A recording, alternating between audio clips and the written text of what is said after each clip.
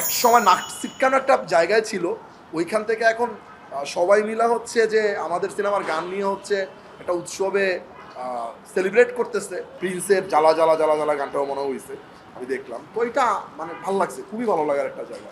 পুরা ক্রেডিটটা হচ্ছে আমাদের এখনকার সময়ের ফিল্ম মেকারদের, আমাদের এখনকার সময়ের প্রডিউসারদের, আমাদের আর্টিস্টদের, আমাদের টেকনিশিয়ানদের। একটা সময় যারা আসলে বাংলা সিনেমাকে নাক ছিটকাইতো, আজকে তারা হচ্ছে বাংলা সিনেমার দেখার জন্য 4-5 দিন আগে থেকে টিকিট নিয়ে রাখে।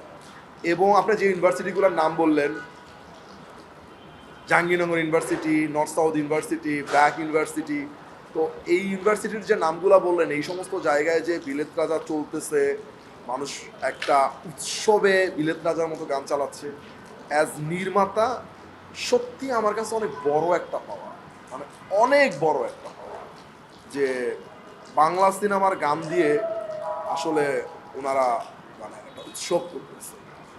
সো এটা যদি আমার সিনেমার গান না হয়ে যদি অন্য কোনো সিনেমার গান হয়েছে, যেমন প্রিন্সের জ্বালা জ্বালা জ্বালা জ্বালা গানটাও মনে হয়েছে, আমি দেখলাম। তো এটা মানে ভালো লাগছে, খুবই ভালো লাগার একটা জায়গা তৈরি হয়েছে। এখন কিছু মানে অন্য টাইপের গুণে ধরা কিছু ইয়ে আছে, এদের একটু ঠিক হইলে মনে হয় আরেকটু আগে যাবে আর কি, যে এলোমেলো কথাবার্তা না বইলা বাংলা ফিল্মের ব্যাপারে একটু সুস্থ ধারার যদি কথাবার্তা বলে, তাহলে মনে হয় আরেকটু আগে যাবে।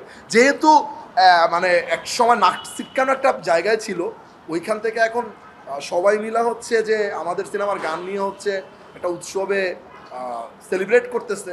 তো এখন বাকি যারা যারা একটু ধরেন খোঁচা দেয় বিভিন্ন জায়গা থেকে, তো তারা একটু খোঁচাখুচি বন্ধ করে দিয়ে মানে একটু পাশে থাকলে মনে হয় যে আরেকটু ভালো হবে। আর না থাকলেও কিছু করার নাই, বিকজ এইরকম লোক থাকবে।